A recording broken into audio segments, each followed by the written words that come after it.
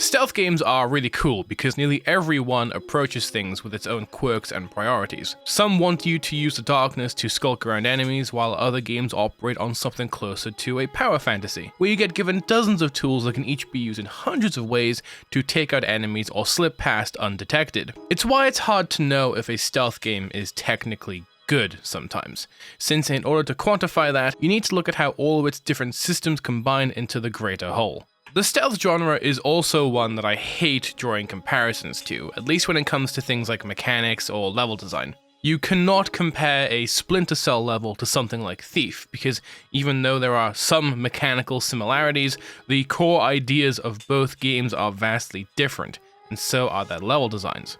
This is why Metal Gear Solid Ground Zeroes is so fascinating, because it's a prologue chapter to The Phantom Pain. And that means we can see two very distinct approaches within gameplay systems that are effectively the same as each other. Though this video will not be looking at both Ground Zeroes and The Phantom Pain at the same time, because that would take forever and I do think both games deserve their own entire video. Each one has a theme. For Ground Zeroes, it's stealth perfection, and for The Phantom Pain, it'll likely be a lot less positive. I'm saying this now because it is astounding how solid get it, of an experience Ground Zeroes is for effectively being a short teaser for the much larger, real game. But due to its many limitations, it ends up being one of the most consistently fun and engaging stealth games I have ever played. It's easily got the best stealth action gameplay throughout the entire Metal Gear series, with buttery smooth controls, an exquisitely moody aesthetic, and the room for dozens of hours of replayability. It's really frustrating how good this game is, frankly, considering it's only supposed to be a short teaser experience, and it only takes around 6 hours to see and do everything on the normal difficulty.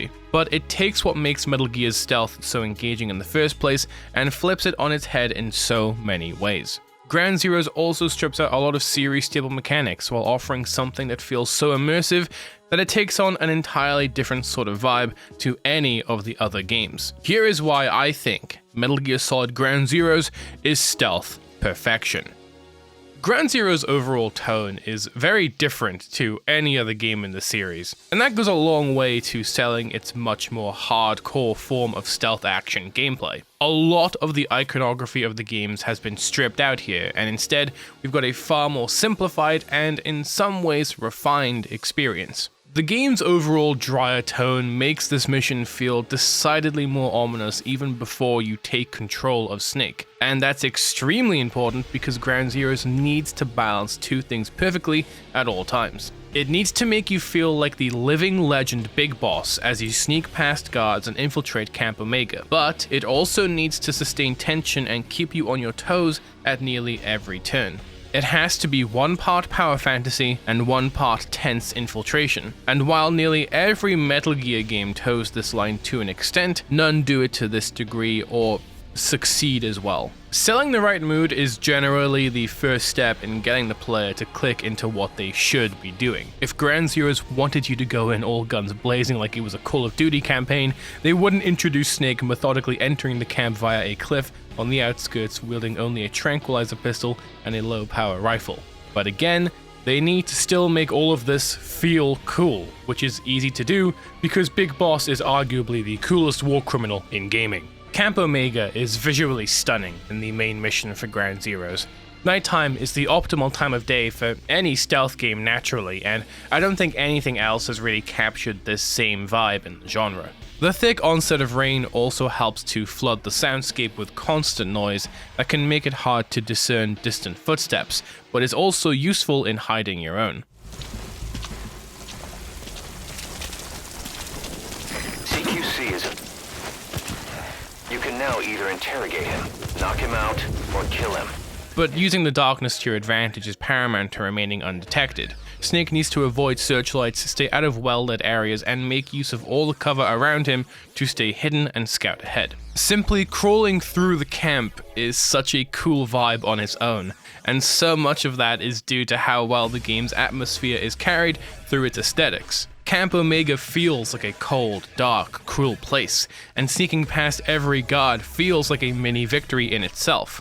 I can't really think of many other games where crawling around in mud actually feels like crawling around in mud. I think the Fox engine has its fair share of pros and cons, but I don't think its ability to produce such high quality visuals can really be disputed. This game came out in 2014, and I still think it feels like a technical achievement. And it just ends up making the game feel so much more immersive than it would otherwise. But good visuals unfortunately means jack shit if the level itself lacks variety and can't support the player and their own expression of freedom. I think stealth games work the best when they operate in a tightly packed box. My perspective is that when you have easily perceivable limitations, it makes it easier to provide the player with more meaningful choices. It's something that only a well-designed level can do. Operate like a sandbox with definitive rules that you can use and sometimes bend to get the outcome you want. Camp Omega essentially works with this philosophy as its core level design trait. The level is essentially composed like a massive square, with each section offering similar yet different ideas. The southeastern portion consists mostly of small tents that provide lots of low cover, but since it's a dip, it's hard to see guards approaching the perimeter of this small area. It's also easy to miss guards patrolling behind the tents as well. The southern central area is a far more dense location populated with a couple dozen more tents, but the sightlines here are claustrophobic, and though these provide lots of cover, it's easy to miss an enemy here as well. The roads connecting these areas on the perimeter offer direct access to these areas but lack nearly any cover save for some low walls and the odd bush. Plus, enemies routinely patrol these routes on foot or in trucks depending on the mission, so traveling the map via these roads is very risky. The northern part of the camp diverges from the rest of the area since it's the core base. This is the trickiest area to sneak through due to security cameras lurking in the depths of the base, and even getting in here is tough due to the helipad outside being heavily guarded. I find this area to be the most fun to sneak through though, and it's mostly due to this really short wall that provides just enough cover for Snake to not be spotted by faraway enemies. I don't know how to explain it, but this one spot just feels so cozy. Camp Omega offers up so many diverse and specific stealth challenges that coalesce into a level that feels so incredibly designed. Almost every time I play this game, I end up taking a slightly different route to my objectives, or specifically trigger an alert just to see how the AI reacts. It is exhilarating to witness each enemy wake up on an alert and work together to suss out where Snake is. Another aspect that I think a stealth game has to nail is a sense of discovery. The first time through Ground Zeroes, I remember feeling really flustered and not knowing where to go or what to do in certain situations. And that's because while Camp Omega is fairly dense, there are still only a few entries into certain areas, so figuring out how to access parts of the map is necessary to then learn how to complete levels much quicker and earn higher ranks. But learning all of this on your first time through can be tricky and even annoying at times. A stealth game should feel like a really tough challenge on your first playthrough, which is then made easier in subsequent playthroughs due to your knowledge of what's to come. This is a genre that rewards knowing where guards will be at certain times, how far they're able to see in certain situations, and what the best ways of losing your pursuers are if things go wrong. And the fact that Ground Zeroes richly rewards that acquisition of knowledge is what makes it one of the best to ever do it. But even with as much knowledge as I can gather, Ground Zeroes is still able to catch me off guard many times in its missions, offering up one of the hardest stealth experiences alongside how rewarding it is. Ground Zeroes is an extremely minimalistic game. The only HUD you have is the weapon and item boxes on the bottom right and left of the screen.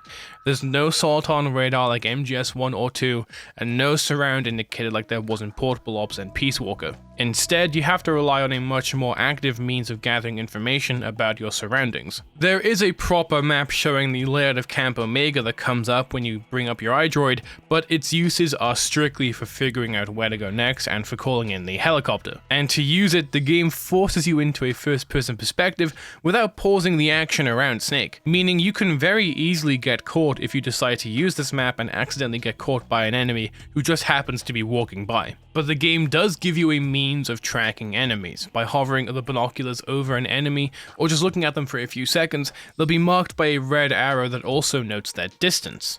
This allows you to also see a ghostly apparition of the enemy through walls. In some ways, this is far more useful than a assault on radar ever could be, but it does have limitations.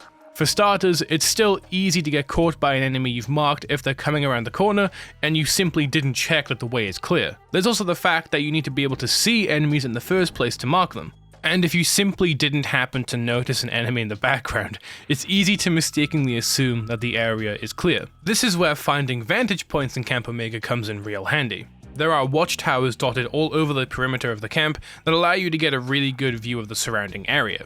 However, a lot of these towers are manned and approaching them can be risky. Every action you take in Ground Zeroes has a subtle risk and rough consequences should you decide to do something without checking that the way is clear, which I am guilty of doing hundreds of times. But it ends up giving value to every move you make and keeps the tension piling on throughout the many missions and the many times you're going to retry them. In the main mission of Ground Zeroes, guards will also swap shifts on patrol and swap places as you complete the main objectives. So even if you saw that a way was clear on the way to an objective, there's no guarantee at all that that is still the case. It makes squeezing through the main ops hard as nails on the first few attempts, especially if you decide to play it on hard mode. And it can be really frustrating to constantly get caught by a stray guard you forgot about. But again, part of the fun of this game is learning to be better, even if the journey to do just that is pretty arduous. To me, the most fun I've had in Ground Zeroes is simply to do with its moment-to-moment gameplay,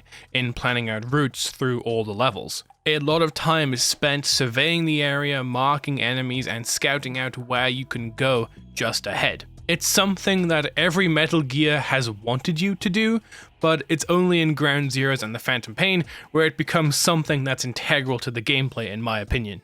In other Metal Gear games, I feel like it's much easier to improvise in sticky situations and evade enemy detection fairly easily. But Ground Zeroes lacks items and mechanics that previously made that very easy to do. I'm of course talking about the lack of a cardboard box or oil drum. For those unaware, these items aren't just comedic staples of this franchise, they are genuinely useful mechanical tools.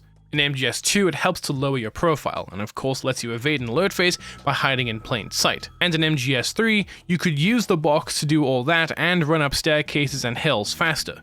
So this item had a lot of little clever uses. Its absence in Ground Zeroes does make me a bit sad, I can't lie, but the design intent is pretty clear. The cardboard box is something that resembles safety and comfort, and it wouldn't fit in a game that's as ruthless with its stealth mechanics as this game is. Ground Zeroes firmly plants itself in a more realistic world than any of the other games in the series, and to maintain that tension, the box had to be axed. A part of me also thinks that it would have been really funny if the box was left out and saved for the real next Metal Gear Solid game, and not this silly little tech demo. If that actually was the case, then I think they accidentally struck gold in differentiating this game from all the rest. The cardboard box isn't the only omission, however. The camouflage system isn't here either, and that was a staple of the series ever since MGS3. And it does make its return in the Phantom Pain, but if I'm being honest, it doesn't really matter much there, if at all. But Ground Zeroes removing it entirely in lieu of keeping Snake in his sneaking suit does harken back to MGS1, at least visually speaking. It also emphasizes the importance of using the natural cover of your environment as well, though. Camouflage was used hilariously in the older games to hide you from enemies in situations that would almost certainly not work out in a more realistic scenario, which of course is a stupid thing to relate to video games, but Ground Zeroes is trying to relate more to the real world rules,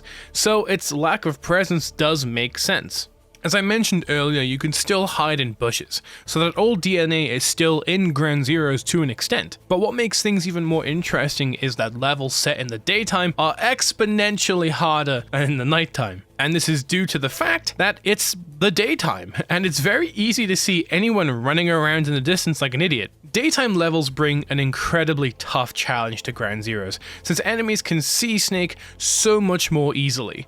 To the point that on hard mode, enemies can see Snake from miles away if he's running around in the open. Plus, this game also makes the different alert phases far more ambiguous. In prior games, you could simply look to the radar or elsewhere on the HUD and see if enemies were in alert, evasion, or caution modes. But now you have to really study how enemies react to certain things to understand what they are about to do. Even if enemies do catch a glimpse of Snake, that is not a guarantee that you've been caught.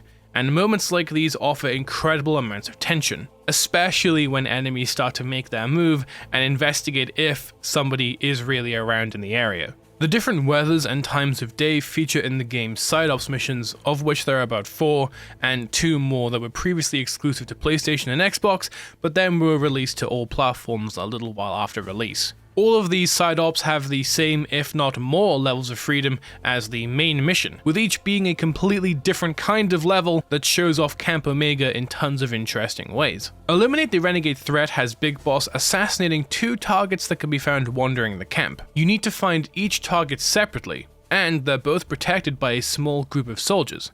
This mission also takes place in the daytime, so it's one of the tougher ones to get an S rank on. A fun way to end this mission, and the best way to get an S rank, involves not actually killing the targets, but instead bringing them back to the helicopter, where you'll get some extra information and points towards a much higher rank. Intel Operative Rescue is an action-packed mission that sees you providing air support to a Mother Base spy that needs exfiltration from Camp Omega. From the helicopter, you gun down enemies and eventually have to take the fight to the ground and deal with a tank before grabbing the spy and escaping. The spy is, of course, Hideo Kojima himself, because of course it is. Then there's Classified Intel Acquisition, which is a very simple grab-and-go type level. You just need to sneak into the main base of Camp Omega, steal a cassette tape with classified intel, and exfiltrate. It's a very simple mission, but one that's very much welcome with everything else that the game has to offer, and it's also a ton of fun to optimize. So if you want to get your feet wet with practicing Ground Zeroes a bit, I'd recommend giving this mission a few runs. I would say Destroy the Air Encampments has the potential to be the hardest mission in the game though. You have to destroy 3 anti-air guns and then a tank before exfiltrating by helicopter. This wouldn't be too hard to stealth through if it wasn't for the fact that enemies get placed on high alert about a minute in. So all of the guards are jumpy, and since it's daytime, you can be spotted very easily, and once again, to get the highest rank, you have to exfiltrate a prisoner as well. There isn't much to say about the 2 bonus missions. Deja Vu is just a callback to MGS1, with plenty of little nods and flashbacks to the PS1 title, but it also acts as a wider series celebration as well. Jamais-Vu has you playing as Mr. Raiden Revengeance himself as you infiltrate Camp Omega looking for snatches, a reference to the game Snatcher, which is a must-play for those who haven't tried it out before. I highly recommend it. But as you can likely see, each side op brings something extraordinary to the table, and shows how far one dense map can go in terms of content. Camp Omega is not a huge level by any means, but the amount of variety it's able to supply is proof that less is more sometimes. It's just unfortunate that it was originally priced so high, as I do think that led to it having a pretty negative reception back in 2014. And honestly, rightfully so. To me, what makes Ground Zeroes such an unforgettable experience is that sense of satisfaction. The stealth gameplay feels so incredibly smooth, enemies feel like genuine threats, and the game's mood is expertly conveyed through brilliant visual and sound design. No other stealth game gets me in the mood to be sneaky quite like Ground Zeroes does. No other title can place me so firmly into the role of Big Boss like this game does. It's a crying shame that Ground Zeroes didn't spawn more stealth experiences like it. Hell, not even the Phantom Pain managed to convince more people to make open world stealth games a thing. An idea that does not bear repeating if you ask me. I'm much more a fan of a condensed level full of deliberate pathways